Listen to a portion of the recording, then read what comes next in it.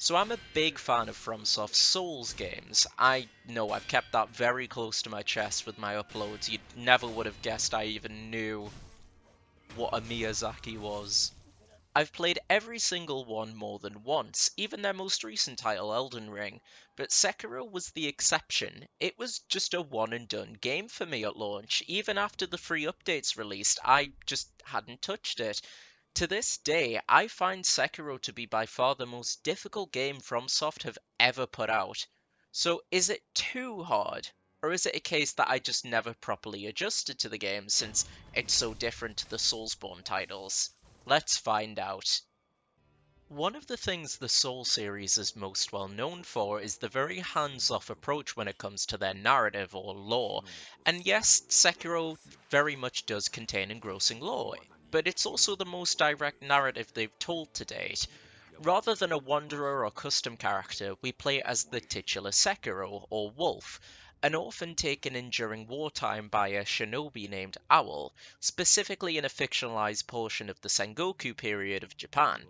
We quickly fast forward to Sekiro, now as an adult, tasked with protecting his master, a young boy named Kuro.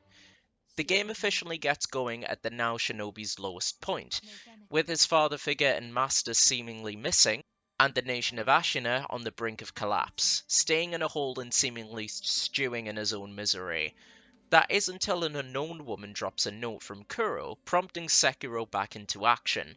Since this is the most unique in FromSoft's library, I very much need a tutorial is given about the stealth mechanics, a core part of the gameplay. Shimmying through tall grass, sliding under houses, eavesdropping and sneaking past soldiers and hugging along walls in order to get to Kuro. After a cutscene, he gives the Kusabimaru and the Healing Gourd. The former is Sekiro's katana and the primary weapon of the game, and the latter is the Estus equivalent. Now the player can actually fight back against the enemies outside, since avoiding them was the only option since Sekiro had literally nothing to fight them with. For the dialogue, you can choose for it to be spoken in English or Japanese. I chose Japanese since that's obviously the most fitting for the setting, but I wanted to really quickly give props to the English dub because it is genuinely really good.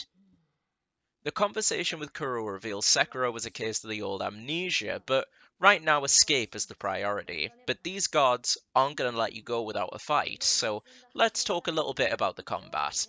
Tap R1 or right button to attack, and holding it performs a heavy stab that can be charged. L1 or left button is to parry, which is absolutely essential in this game. Fights are completely centered around quick attacks and swift parries to either drain health or build up a posture bar to perform a death blow, an instant kill. Bosses usually have multiple health bars, so doing more than one death blow or sneaking to take one off is the name of the game here. Crossing under a bridge leads to the secret door for you and Kuro to pass through.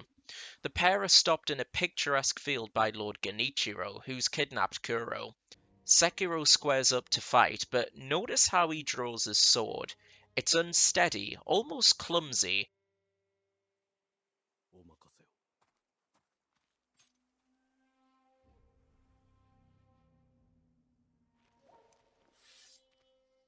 I want you to keep this in mind for later, by the way, this will be important.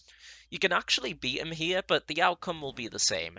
Beaten and literally disarmed because you got no arm now, innit?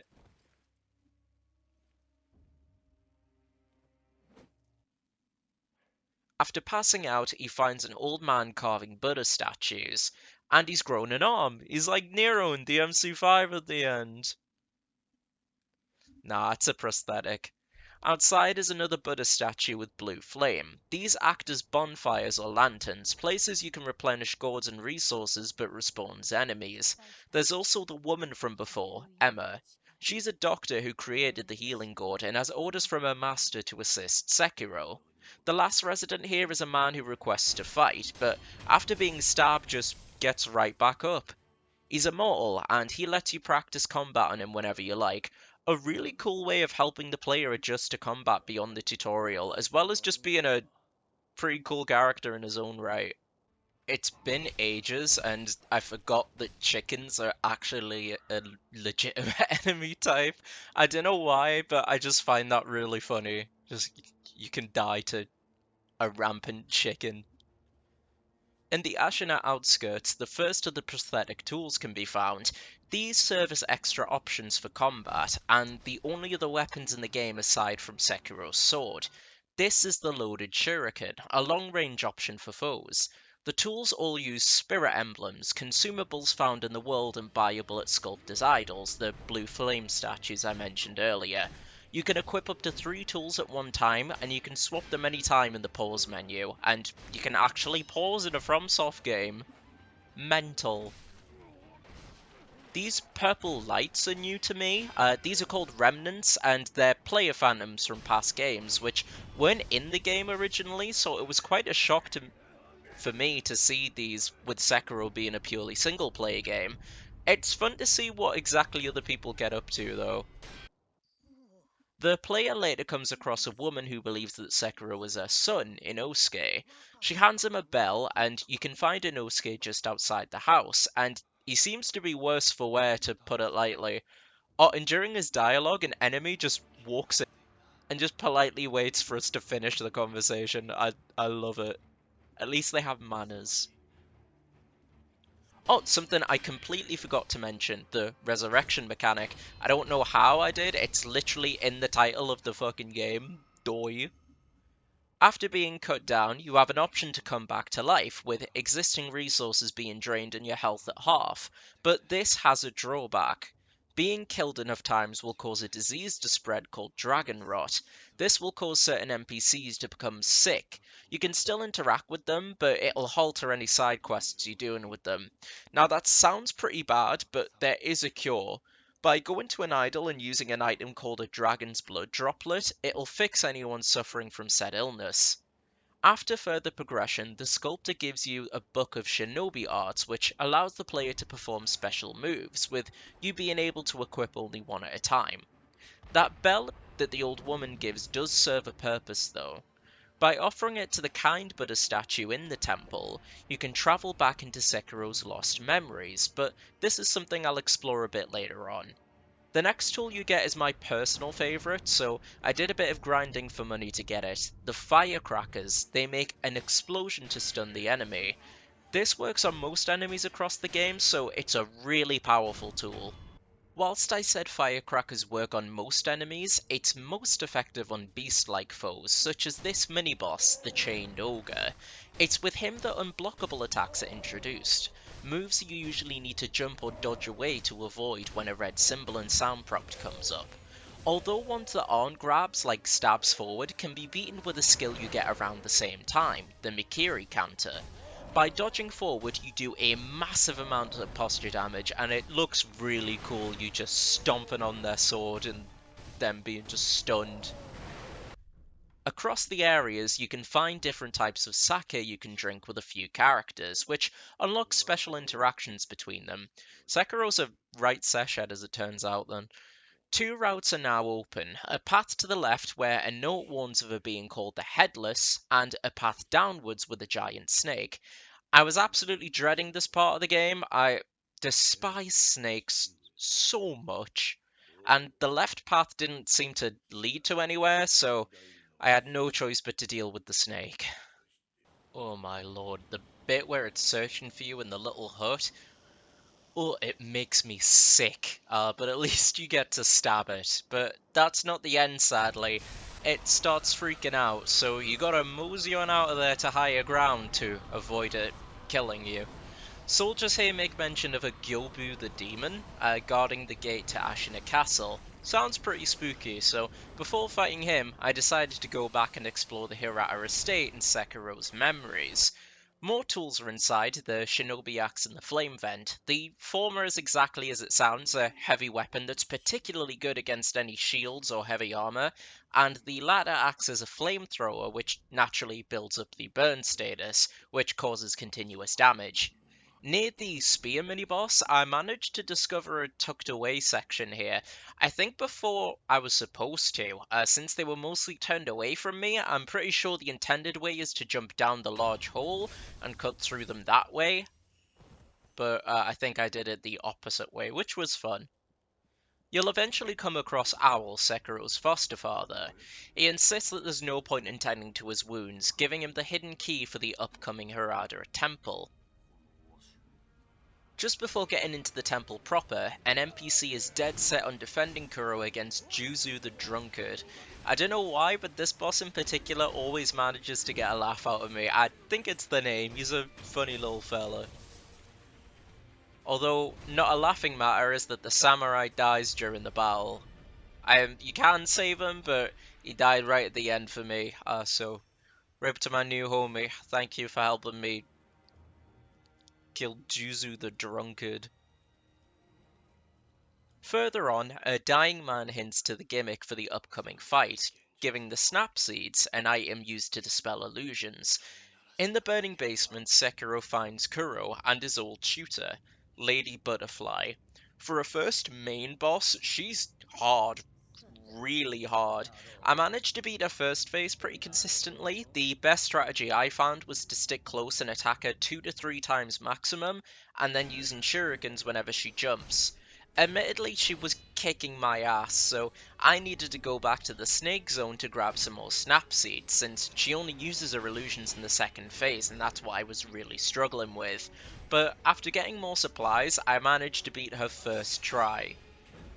Right after this victory, Sekiro's stabbed in the back by a mysterious assailant and presumably left to die before being booted back to the sculptor's hut.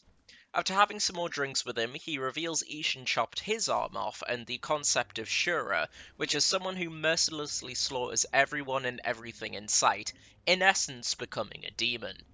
And after all that, it's time to take on Gyoubu. Now, like I said, Japanese fits the setting far better since, well, the game is set in Japan, but the dub for this moment is legendary. My name is Gyoubu Masataka Oniwa! As I breathe, you will not pass the castle gate! I surprisingly didn't have much trouble with him at all. I found him way easier than Lady Butterfly, actually. It only took me 2 tries to beat him this time. The best way to defeat him is just to stay on the offensive and grapple whenever prompted, and him getting stuck in the corner at some point was a big help too. Inside the structure at the back of the arena, we discover a warrior calling himself Tengu, which is a type of legendary creature or yokai in Shinto mythology. He seems to take a liking to Sekiro, asking him to hunt down rats who have infiltrated Ashina. Going back to the sculptor, you'll now have a way to upgrade prosthetic tools, as long as you've got the right materials and some money to do it. Speaking of, I actually missed one back at the Harada estate, hidden behind some bamboo. It's guarded by a tricky enemy dressed in purple.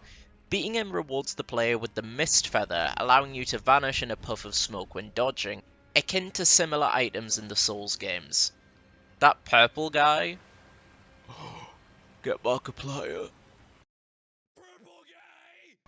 He was the rat Tengu talked about, and he'll reward you with the Ashina sword style techniques, more skills you can use XP to unlock. The next mini-boss is the Blazing Bull, and I remember having so much trouble with him when I first played, but thankfully I didn't find the bull much trouble at all here. In fact, staying out of the way from its strikes was pretty simple to do. Firecrackers are amazing here too, since he's weak to them. An old woman at this bridge hints at an upcoming area called Senpo Temple on Mount Kongo. Someone very special lives there apparently, but our focus is on Ashina Castle. I did take a quick look at the area on the left hand side and managed to find a key for a gateway coming up, as well as some extra goodies. A vision of Kuro was at the entrance, being escorted to meet with Genichiro by Emma of all people. But exploring did pay off, since the gateway the key is for leads to a new prosthetic, the spear. Ashina Castle is one of my favourite parts of the whole game. Leaping from rooftop to rooftop and rushing down and taking out guys on the ground and zipping away before anyone realises what happened is so much fun. My only complaint is the enemies with the throwing stars. I get why they're designed the way they are, otherwise literally nothing would be able to damage you from high up, but they're so fucking annoying to fight. And I remembered the one that just dives in from the heavens onto you, but I did forget about the tucked away one that blows himself up. Womp womp. Now Sekiro has to sneak into the interior, and I adore how open it is. Loads of opportunities to sneak around and assassinate. There's another remnant with Emma and Kuro discussing the rejuvenating waters, which causes a state of undead, I suppose. It's quite similar to how FromSoft portrays hollows in prior games, from what I can tell. The setup for the Ashina Elite mini-boss is pretty cool, with him knelt down 100% prepared to scrap. He mainly uses this devastating sword slash, which is best to avoid. It can be blocked, but it does huge posture damage. But to make it fair, his posture is very low. Reading the scroll behind where he was knelt hits at the upcoming mechanic for a very important fight. Genichiro awaits at the top of the temple. With our abilities vastly improved since their first fight, Sekiro draws his sword with certainty to protect Kuro, who stands his ground and refuses to let Genichiro into the Immortal Blood Club, so to speak. The visual storytelling is fantastic here too. Like I mentioned at the start, when Sekiro first encountered Genichiro, his stance was unsteady, whereas here there's zero hesitation. It's great. I'm admittedly still very rusty on the combat, but this fight specifically really helps to get into the swing of things. After the first phase, this is where that lightning hint comes into play. Jump at the right time and block, and then the second you hit the ground, strike back to redirect the lightning back at Genichiro. I don't know how, but every time I tried to do this, I ended up jumping past the lightning strike. I still managed to beat him without using the technique, but I have no clue how I just managed to avoid it completely, unintentionally I might add. I am baffled. The added detail of Genichiro's body being covered in wounds is a brilliant touch too. It's clear he's been pushing his body to the brink to master the technique, and in a twist, it turns out he has the ability to revive himself as well, falling off the edge of the building to parts unknown. Once beaten, Sekiro gets access to ninjutsu techniques, extra moves that you can use usually after finishing an enemy that cost quite a few spirit emblems. After the fight, Emma spills the beans on who she's been working for, none other than Ishin Ashina himself. Kuro was fed up with the collateral damage Undeath has caused, and asks Sekiro to assist on finding a way to sever immortality. He suggests that we look into the sacred dragon tears located in a divine realm, but there's nothing to go on for more information. Kuro looks to research in books while Sekiro speaks to Ishin. So obviously I know the objective, speak to Ishin, but I had no fucking idea where he was, so I decided to explore for a while instead. I found a tiny guy called Black Hat Badger, and the man is so sick and tired of everyone's bullshit. I like him. He serves as another merchant with a couple of important items. I stumbled my way over to the Great Serpent Shrine and found some monkeys, but no Ishin. Also, while looking around, I found a bugged out enemy. The model is just stood here, but you can't be interacted with at all. I've never seen anything like this in Sekiro. It caught me quite off guard, but go on, it's funny. I did manage to find Ishin in the end. He's like a minute walk away from the window in Kuro's room. I think I'm just a moron. Also, random tangent. Remember Tengu from before? Who gave you the Ashina arts? I wonder who could that be? Who could have given us the Ash? It's Ishin. It's Ishin Ashina. Once you return to Kuro's room, you can give him the Sakura droplet to get another resurrection node, letting you come back twice. By getting Emma on the source, we learned that she's able to use a sword, and she was told by Ishin, apparently so she can kill a demon, but she brushes this off as a joke. More pathways open up, and I found a brand new prosthetic tool, the Sabimaru, which is a small blade that builds up poison damage, as well as the Iron Umbrella from Badger. And after buying this and a combat scroll, he says he's moving up to Senpo Temple. In my opinion, Sekiro is definitely the most grindy of any FromSoft game, even more so with Demon Souls, Dark Souls 2 and Bloodborne with their respective healing items. since most items you actually want to buy cost thousands of sen, and you earn tiny amounts from the vast majority of enemies. I know you get a lot more from different enemy types later on, but depending on the NPC or at what point in the game you're in, they could move to a new area or otherwise might not be around to buy the item depending on the circumstances. I had to do quite a bit of grinding off screen to be able to afford those mentioned items, and most of all, the Phantom Kunai. The next area is a dungeon I found a ways back. With how dark it is and the ambience of the place, it genuinely did freak me out a little going through, despite having next to nothing in it. The other side leads into Mount Congo, and a voice tells us the monks here have lost their way, coveting immortality over the teachings of Buddha, and that we should leave for our own safety. Sekiro refuses. He has a mission to complete, and so he presses on. Right outside, he comes across a crying man by the name of Kotaro, stating that he's been left all alone. Something's clearly happened to the poor man. All he can tell us is that he needs to find a pure white flower.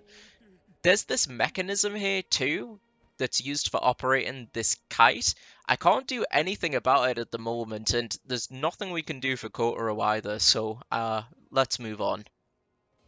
This jump scare with the seemingly dead monk springing to life after taking the gourd seed next to him, it's effective, it got me. This is something I didn't remember, unlike the guy jumping in from the heavens where I was prepared for it. Outside, someone talks about a good fruit and a dead one in the mountain. Sekiro just kind of acts confused since she's acting a bit mental, and yeah, that's exactly what I'm thinking too, bud. But she's alluding to some important items that we'll get later on for a potential ending. Oh, and those guys with the double blade pole thingies, I hate them so much. They spot you from 18 miles away. They're super hard to sneak up on because of it, and they just never stop attacking once they get going. Just really, really frustrating enemies to fight. I forgot to mention the Badger was here too. He's complaining he can't conduct business since the tiny enemy below him won't wave the kite for him or take a bribe. Another merchant nearby sells rice here too. And this is funny because that old bitch from before that I was talking about, she was raving about rice too, and that would lead you to buy the rice that this guy's selling then. And I was about to, until I noticed that it said in the item description that the rice wasn't edible. That's a funny trick. You can use it like the Prism Stones in Dark Souls, but apart from that, it's just a completely useless item. But I like that Sekiro's making you actually pay attention to the item descriptions. After finding a white pinwheel and a really weird looking spike guy, in a hut you come across an outline of a figure marked in white. Now, I'm definitely looking too much into it because I worked out the actual meaning of this, but when I came across it for the first time, the size of it to me came across as very child-sized, and it spoke to me about the very evil implications going on in Senpo Temple. Past this room is a large bell with an inscription urging you not to ring it. The bell is the equivalent of the Covenant in Dark Souls 2 that increases the difficulty across the board. All enemies have increased damage, health, and posture, and at least you can remove this if you don't know what it actually does by physically taking the bell demon that gets summoned out of your inventory. That's fun.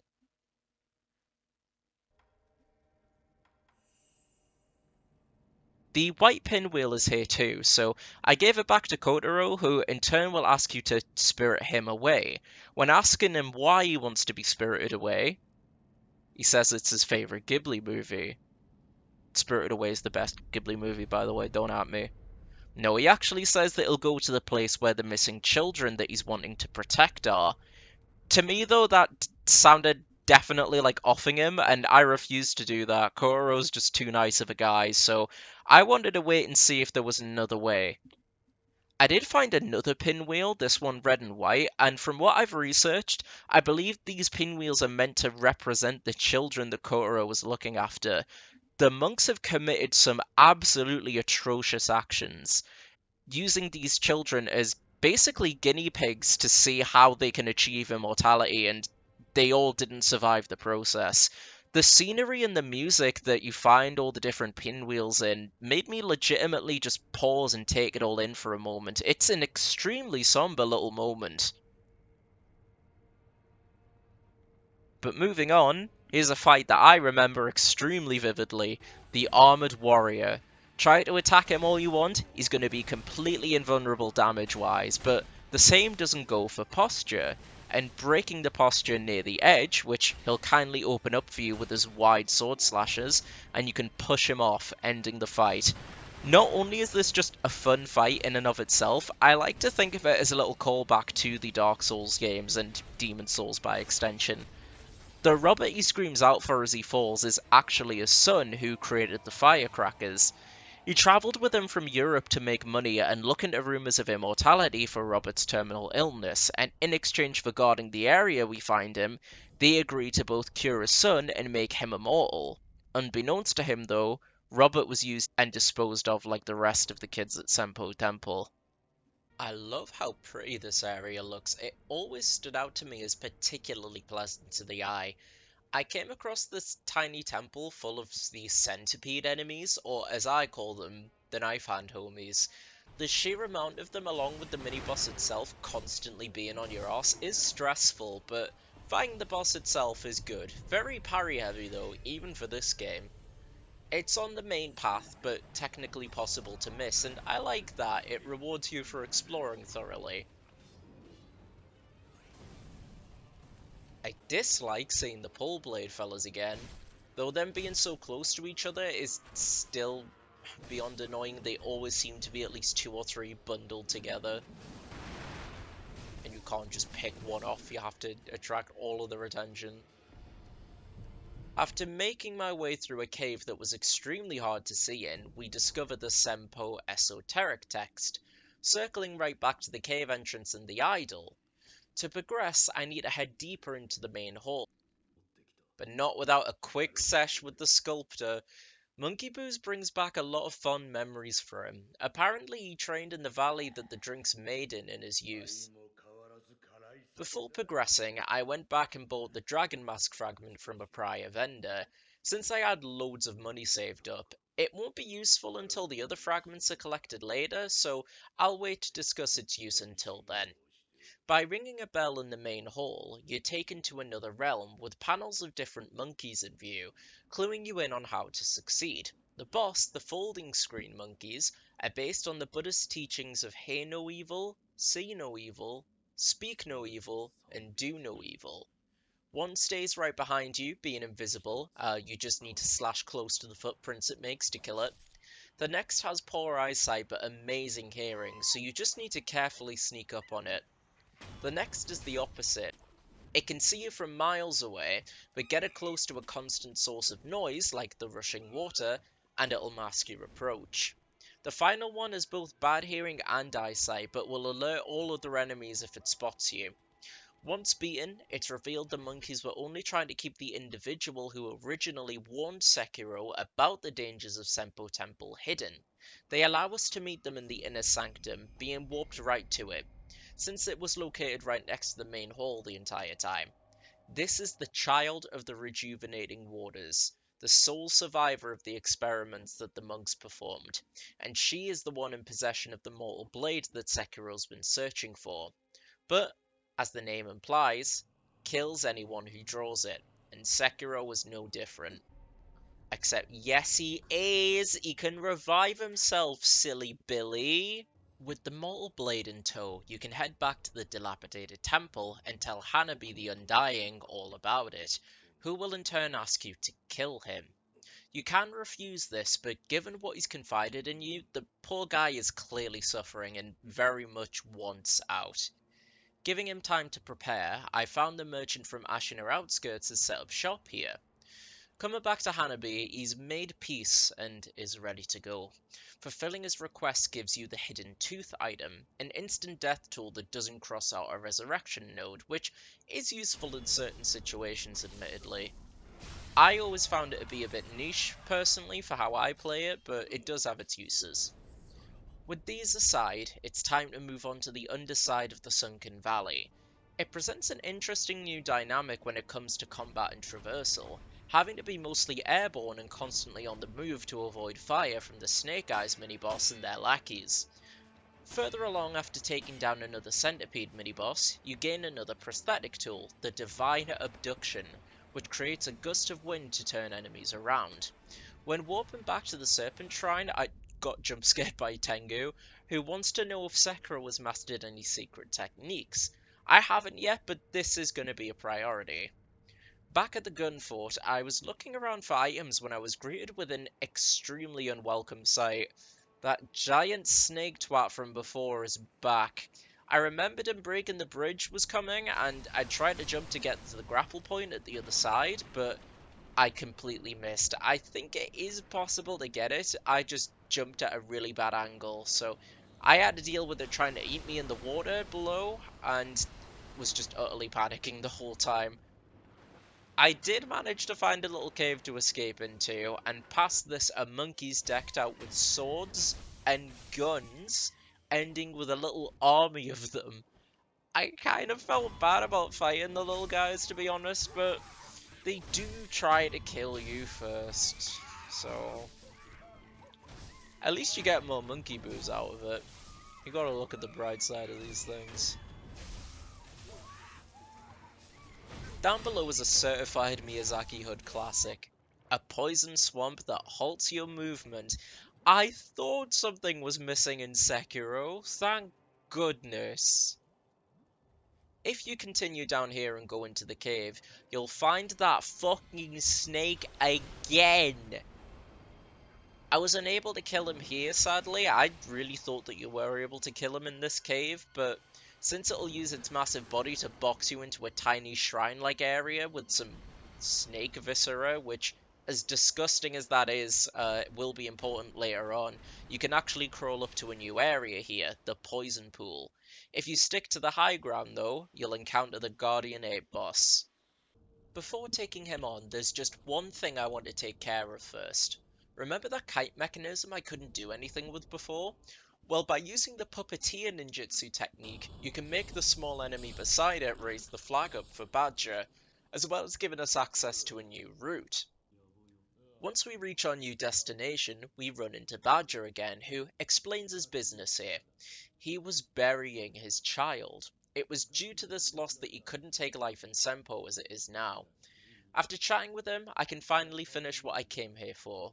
Finally getting rid of that nasty ass snake. Now I'm gonna take the Guardian Ape on. Although he's pretty erratic, even throwing his own shit at you, I didn't find his first phase too bad, all things considered, especially since he's very weak to firecrackers. But what caught a lot of people off guard, myself included in my first playthrough, is when he's beheaded. The game pulls a cheeky little prank on the player, coming up with the Shinobi execution text. That is until he stands up and grabs the sword that was lodged in him for round 2. Reminds me of when they did that with Sister Freed, when it came up with the text that she was beaten and then she comes back as Black Flame Frida. Fromsoft seem to like this trick, it's evil. He has a much different moveset and a scream that quickly inflicts the insta-kill status, Terror. It took me a few tries, but I managed to take down the ape and the parasite inside it, keeping it alive, cutting off its immortality. Inside the ape's belly is a finger, which is another prosthetic tool, and quite a harrowing sight for the sculptor. It seems to be the finger of the person he trained closely with, so it understandably got to him a bit. It adds the finger whistle to your arsenal, a way to attract targeted enemies, and the final prosthetic tool that you require in Sekiro. Before exploring the poison pool, I stopped to have a drink with Ishin, as he's the only character I haven't shared a drink with yet. He further explains the concept of Shura, warning Sekiro that he won't hesitate to cut him down if he goes onto this dark path. The poison pool really isn't anything special. It primarily contains a fight with another Snake Eyes, and how are you rewarded for looking around here? The Guardian Ape. Again, with a brown ape and a headless ape, both gunning for you. To put this into perspective a little bit for those who haven't played or it's been a while, so you're stuck in a dark, cramped space with two huge bosses that really don't rely on swordplay that much, with an instant kill status effect. The fact that the game rarely gets any shit for stuff like this when bringing it up from what I've seen in like discussions astounds me. After what felt like bashing my head against a brick wall, I found out a strategy. Making the headless ape expose its neck stump and attacking that. Once both are into play, make the headless ape use its terror move, wait for the brown one to come after you, use firecrackers to stun it, then go to town on him, rinse and repeat until it's beaten, and then repeat the first step until that one's beaten too. With this plan I saw online, I managed to beat them on my second attempt. When you get out of the cave, you're jumped almost immediately by ghostly enemies, but Divine Confetti makes quick work of them.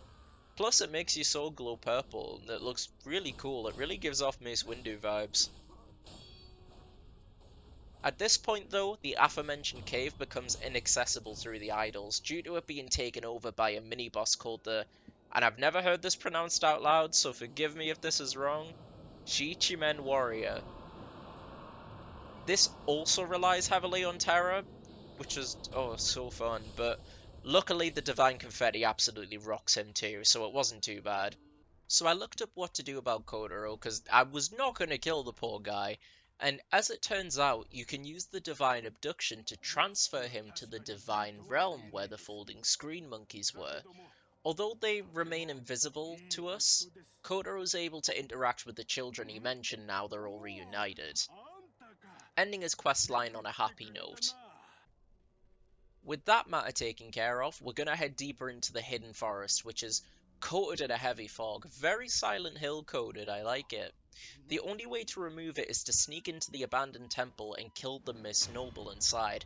I'm not even sure why they bothered to like categorize him as a mini-boss since he dies in literally 5 seconds.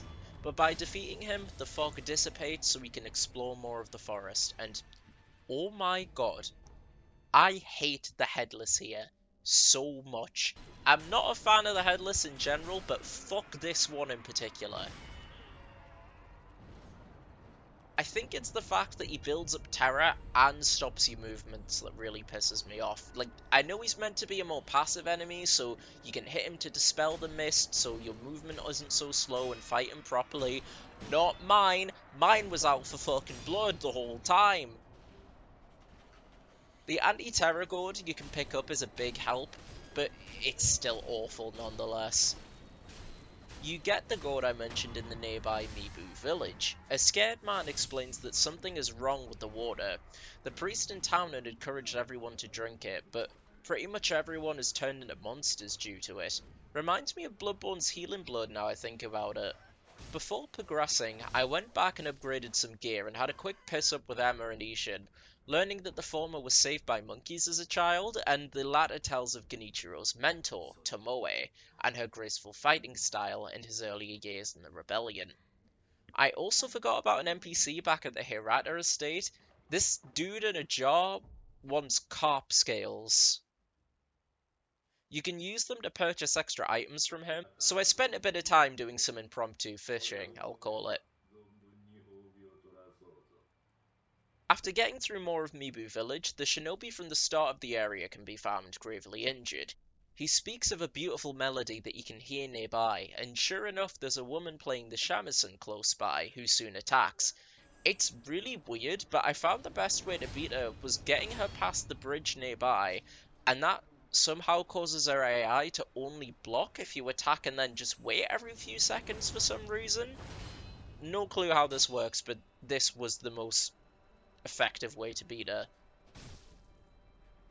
After defeating her and going back to the shinobi, it seems that she played a pleasant song for him in the end, and he gives his thanks before passing away. At the end of the village, the corrupted monk lies in wait. It's a boss that heavily relies on parrying, and it's by far one of the best boss fights in a good while, probably since the Armored Warrior, but don't quote me on that. That's what the boss ranking videos are for. Wink wink, please watch those, nudge nudge. What the monk was guarding is a beautiful foresty cave, containing what Sekiro had came here for, the Shelter Stone. After retrieving it, Sekiro gives Kuro the stone, but it turns out more items are needed, another being Kuro's blood.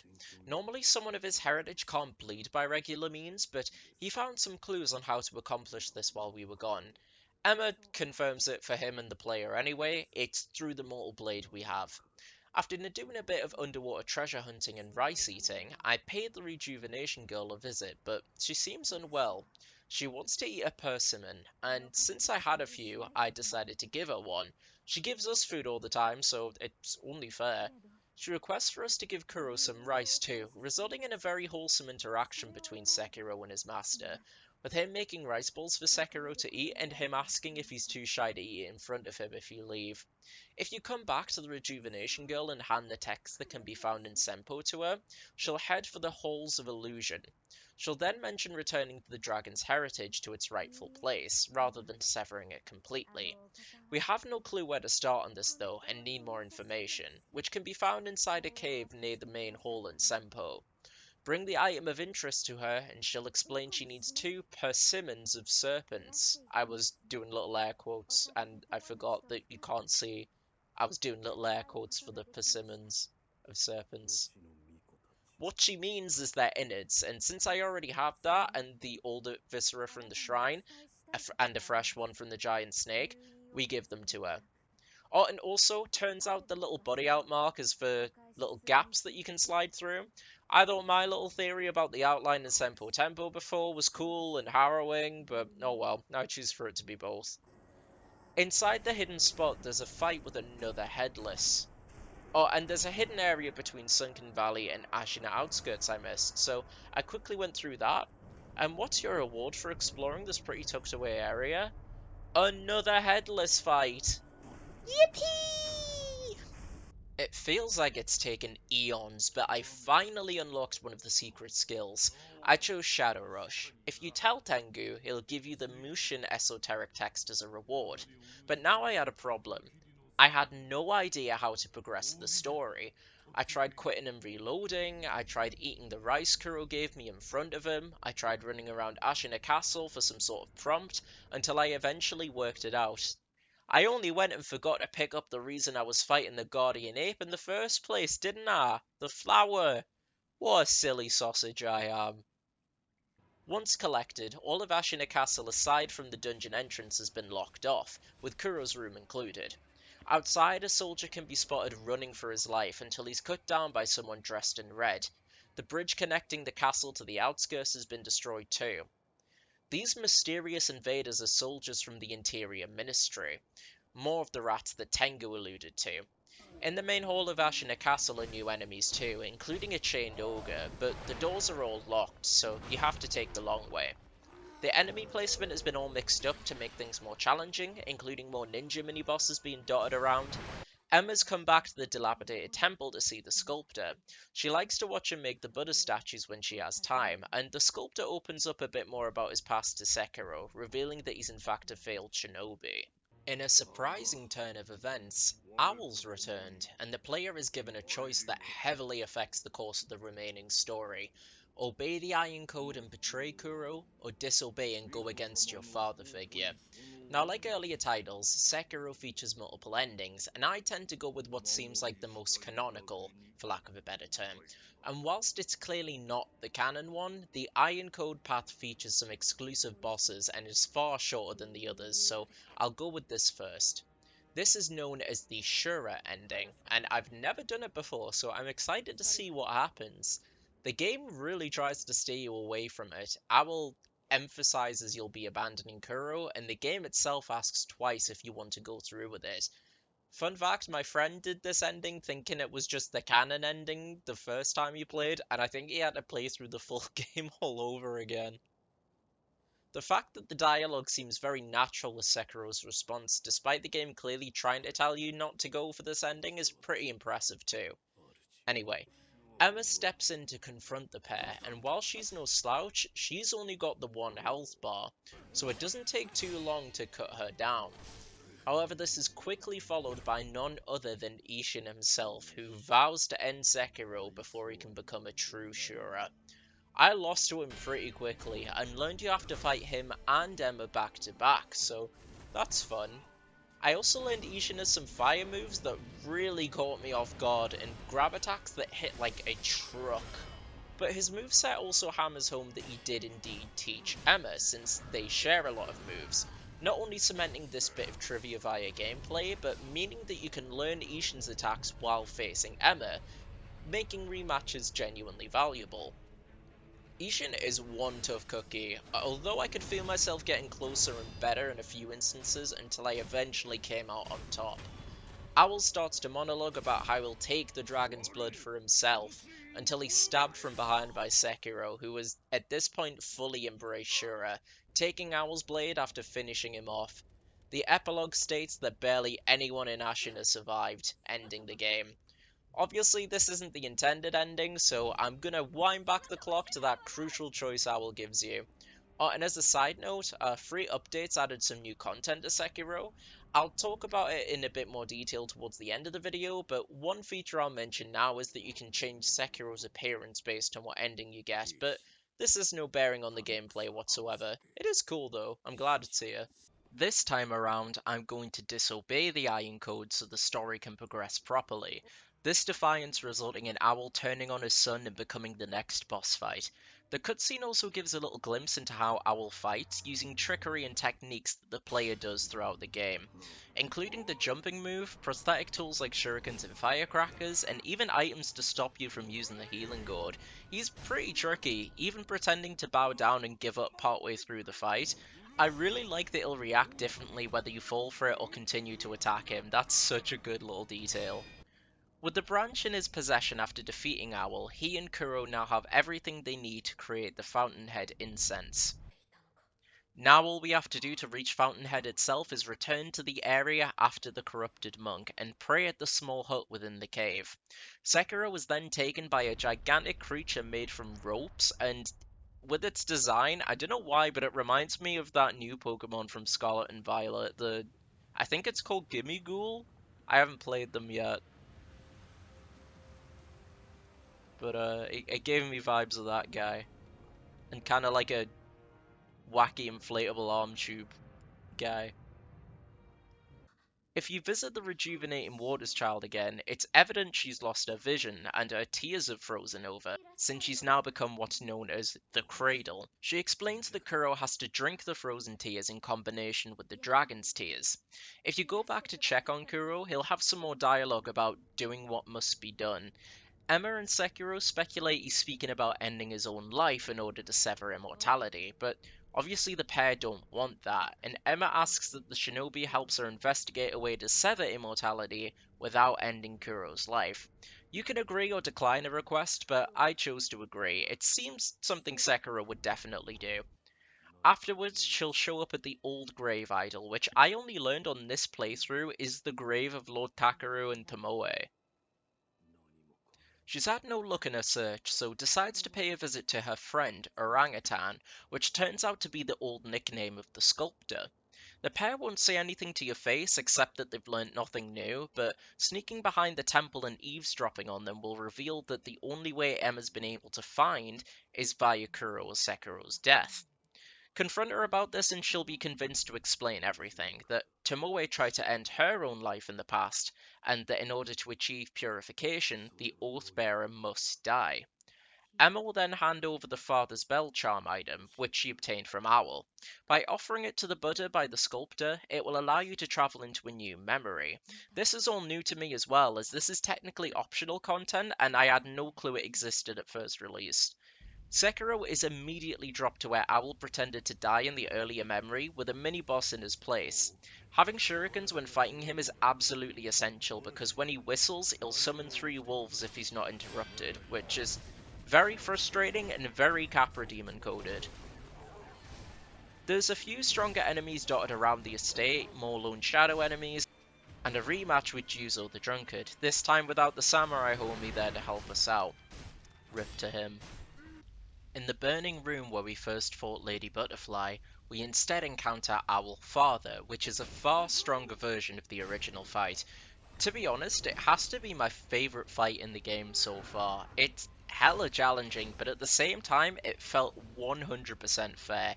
It gets that perfect in between that I feel quite a few Sekiro bosses lack. When he's beaten, you gain the aromatic flower that you can give to Emma.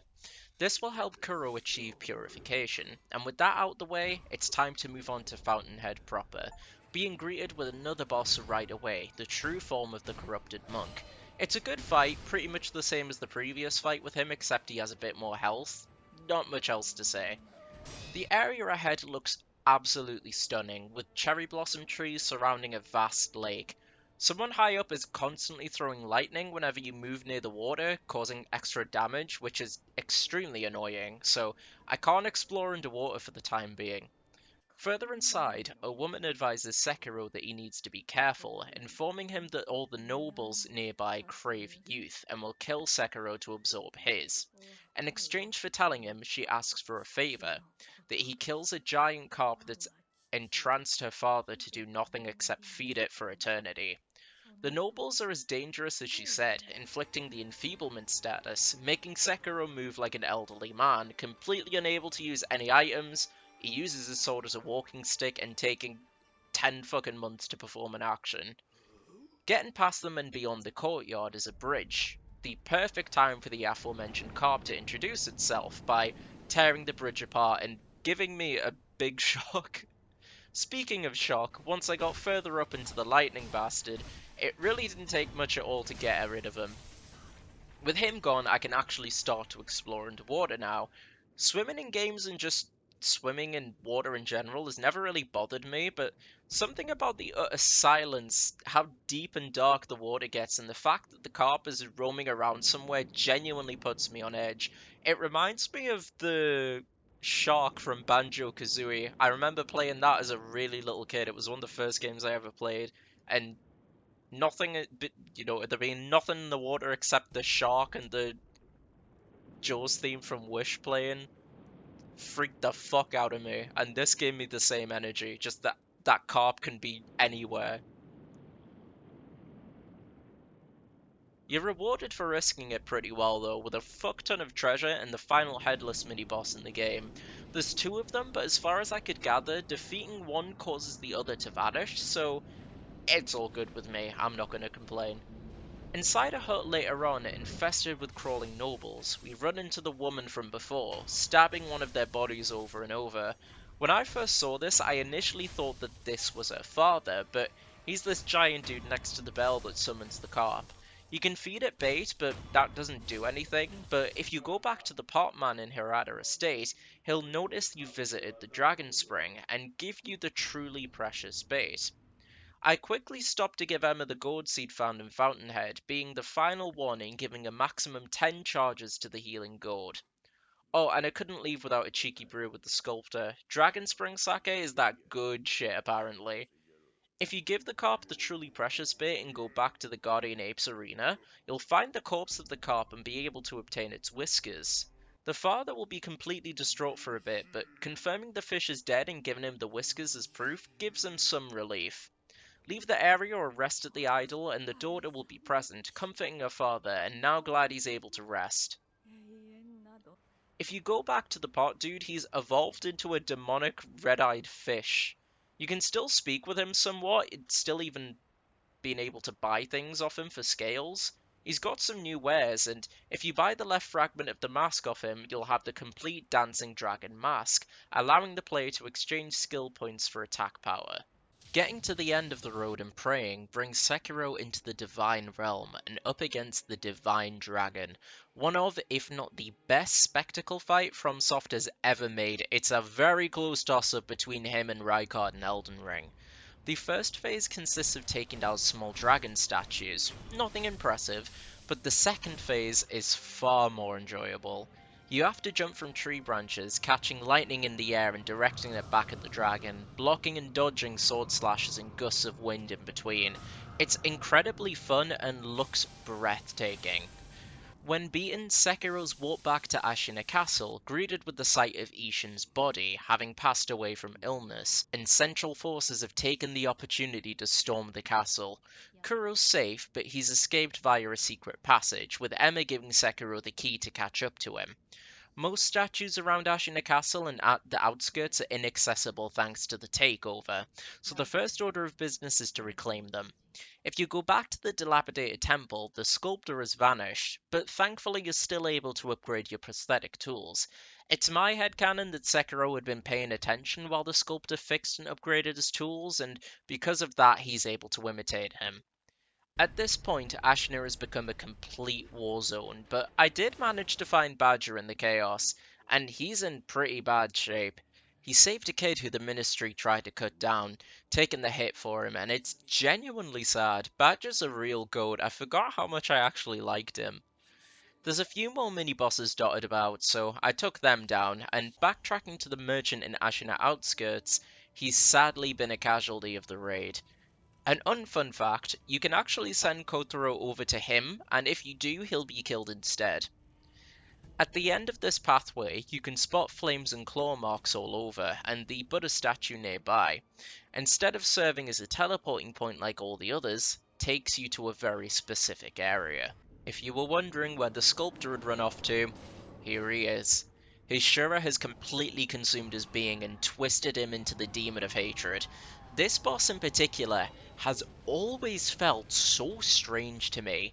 Design and lore-wise, he's phenomenal, but in a purely gameplay sense, he feels incredibly off. He feels like a scrap Dark Souls 3 boss that they just plopped into Sekiro, as with his size and how erratic his movements can be, locking on can make it almost impossible to tell what he's doing and properly counter. It just feels like you have to use lock-on very delicately and run and smack at his legs randomly until you win. I just really dislike this fight.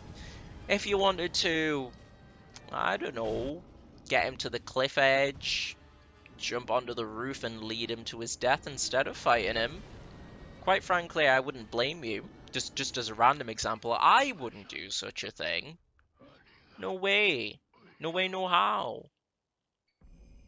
But if you wanted to, the only thing left to do is take on the final boss. And who awaits you? None other than Genichiro, with the second mortal blade, the Black Blade, challenging Sekiro in the field where it all started. Except instead of being unsure and unsteady, Sekiro stands firm, composed and ready to defeat his opponent for his master.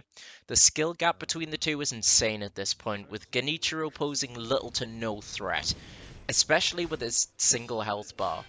Who he summons, however, very much does.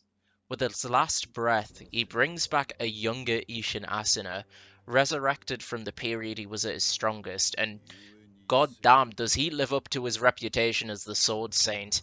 His first phase is hard, but manageable, with chances to counter his big attacks. Things don't really ramp up until he pulls out his spear and are fucking gone. Now this is where things get extremely tough. Not only do you have to repeat all 4 phases when you lose, but you have to fight Genichiro first every single time, in essence making this a 4-phase boss fight.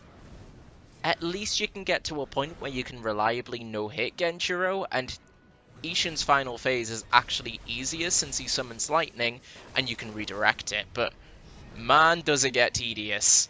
It is a good fight, and thankfully this time it only took me about an hour to beat him, whereas in my first playthrough it took me a week of solid consistent tries to fight against the Glock Grandpa.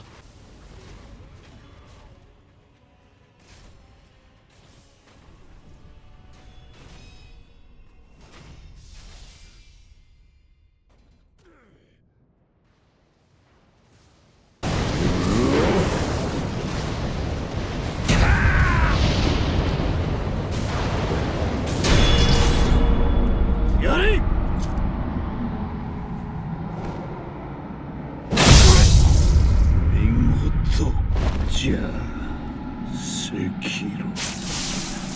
Soulsborne.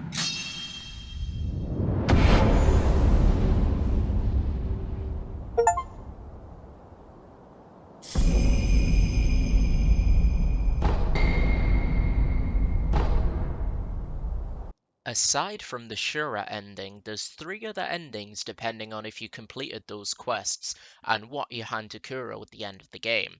Just giving Divine Tears gets the Immortal Severance ending, where Sekiro, after giving said tears, stabs Kuro with the Mortal Blade, an act that's clearly very hard on him. It then shows him later on in life effectively becoming just like the sculptor, dishevelled and carving statues, with Emma hinting that he will act as the sculptor for another shinobi down the line, giving them the shinobi prosthetic. The next ending is the Purification ending, where Sekiro gives the Dragon's Tears and the Everblossom to Kuro. Sekiro verbally condemns the last immortal, himself, and sacrifices his own life so Kuro can live on.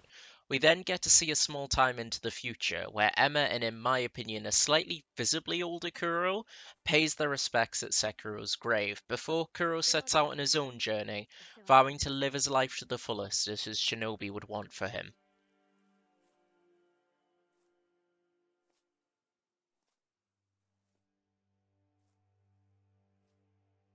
The next ending is the Return/Dragon's Homecoming ending, where Sekiro gives the Dragon's Tears and the Frozen Tear. Sekiro then picks an unconscious Kuro up and leaves with him. He takes his master to the Child of the Rejuvenating Waters, who I think spirits him to the Divine Realm. She then states to the other children that she must depart on a long journey of her own, with Sekiro accompanying her, now known as the Shinobi of the Dragon. They leave to head for the west, to the birthplace of the Divine Dragon. Now, none of these have ever been stated to be the quote-unquote canon ending to my knowledge. It could be any one of them, aside from the Shura ending, as we talked about before, but I personally believe the most likely answer is either the Purification ending or this ending, with the latter being my personal favourite.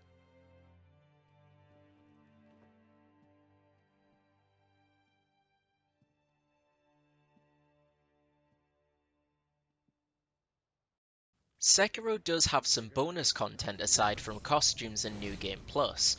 They were added in a post-release update. Finishing a playthrough will grant you with the Ashina costume as well as a new combat art. The Shura ending gives the One Mind skill, whereas any of the other 3 will grant you the Dragon's Eye skill.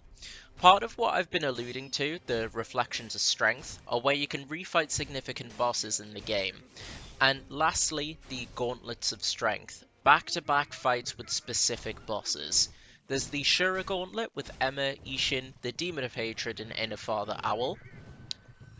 They always end with inner bosses, souped up versions of existing bosses with new powerful attacks and improved stats, and beating this one gives you the Shura outfit as you'd expect.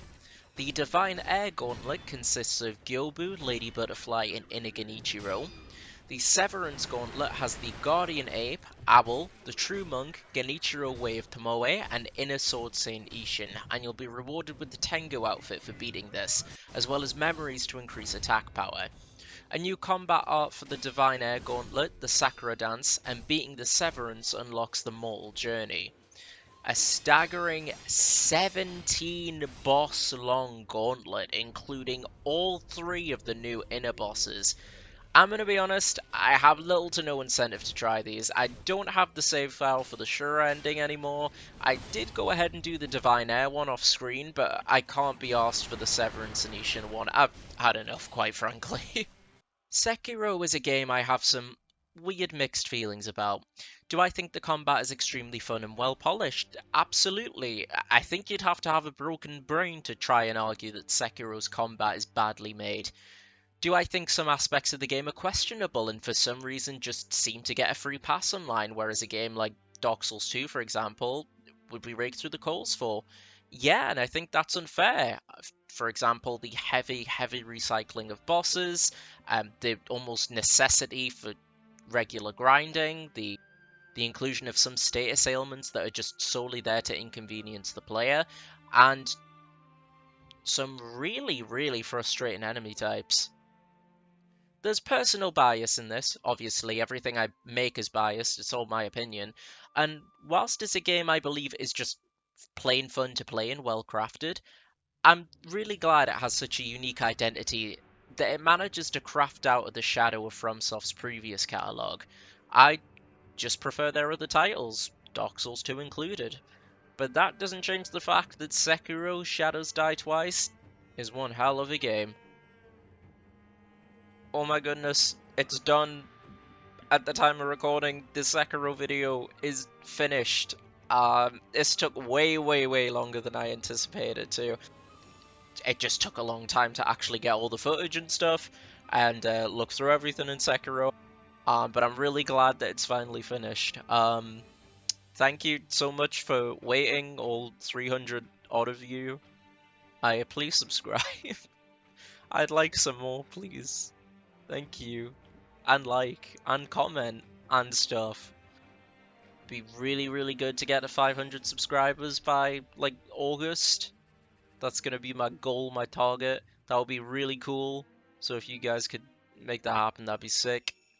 But this is Vento, and I am finished here. I am signing out. Take care. Bye-bye.